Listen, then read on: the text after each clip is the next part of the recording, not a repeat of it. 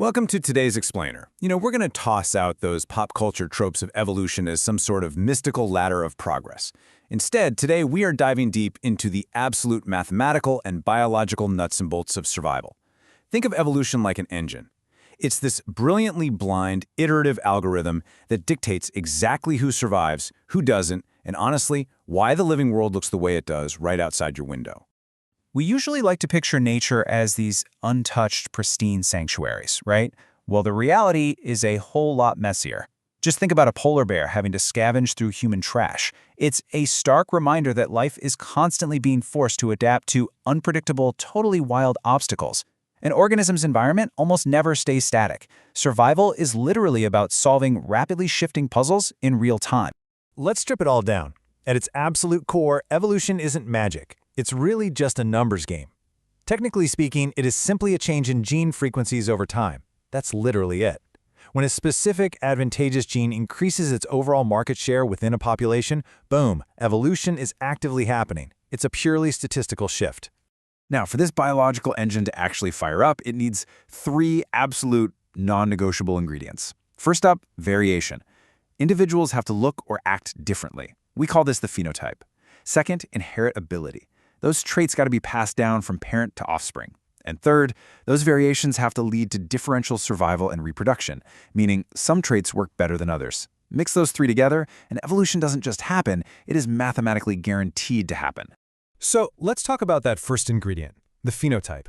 This is just a fancy word for an organism's observable physical traits. Take the blue crab, for instance. Its specialized claws, its unique shell shape, that vibrant coloration, the whole shebang is its phenotype. And in the brutal game of survival out in the wild, an organism's adaptedness is always tested right at this phenotypic level. And wow, does this result in a staggering diversity out there. If you look at the extreme variations between, say, a super colorful, heavily patterned weevil and an incredibly complex jumping spider, those differences aren't just cosmetic, they're absolutely vital.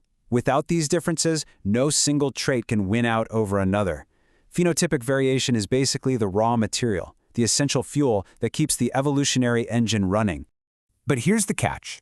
An organism's phenotype isn't just genetics operating in a vacuum. It's actually genetics colliding with the environment. And here's the really interesting twist. The organism itself actually defines the scale of that environment. Think about it. A microscopic mite experiences an entirely different, incredibly localized world on the surface of just a single leaf, especially when you compare it to a bird that treats that exact same tree as just one little nesting spot. So that playing field, no matter what scale we're talking about, is split into two distinct categories. First, you've got your abiotic factors. These are the non-living elements like massive rock formations, sunlight, water, temperature. And pitted right against those are the biotic factors. These are the living hurdles. We're talking towering oak trees, prowling predators, right down to the microscopic bacteria teeming in the dirt. But keep in mind, this playing field is definitely not frozen in place. It's heavily defined by temporal variability, which is just a way of saying time constantly changes the rules of the game. A calm, warm summer environment can literally become a freezing, barren wasteland in a matter of months. Life has to constantly navigate this relentless day-to-night and seasonal shifting. It is literally a never-ending obstacle course. The real danger, though, pops up because populations are adapted to their historical conditions. But, well, the environment doesn't always play fair, and it doesn't always change slowly.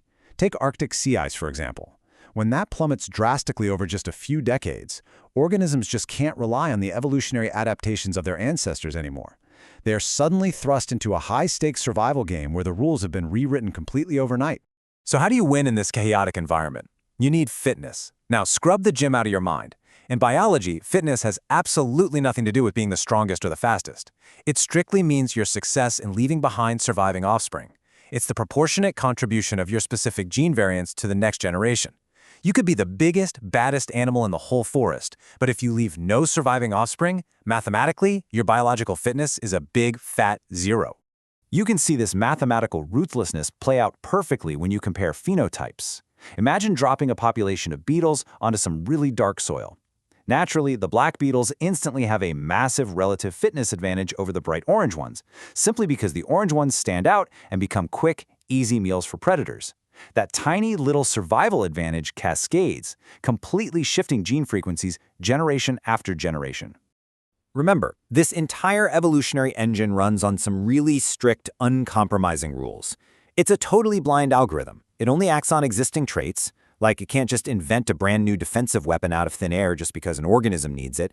It demands immediate benefits, it can't suffer today to prepare for tomorrow, and crucially, every trait has a trade-off. A peacock's massive, flashy tail might work wonders for attracting mates, but man, it is a severe liability when you're trying to outrun a predator.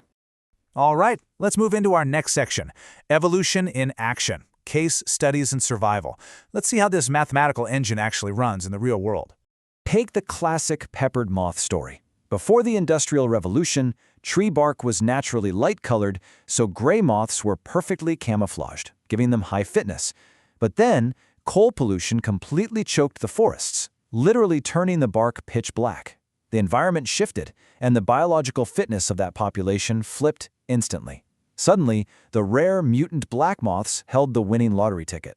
They survived, they reproduced, and the entire population's gene frequency totally transformed.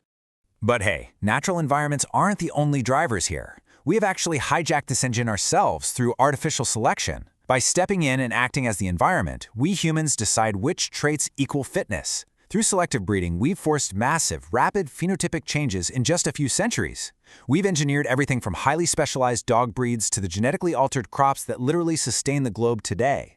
Which leaves us with a pretty critical, real-world puzzle to ponder. We know for a fact that any survival advantage permanently shifts gene frequencies, right? So as we continually alter global ecosystems and blanket our crops in specialized chemicals, we really have to ask ourselves, are we actively forcing the very next wave of superpests? By trying to control nature, are we just creating the exact environmental puzzles that these organisms are already mutating to solve? Definitely something to think about. Until next time.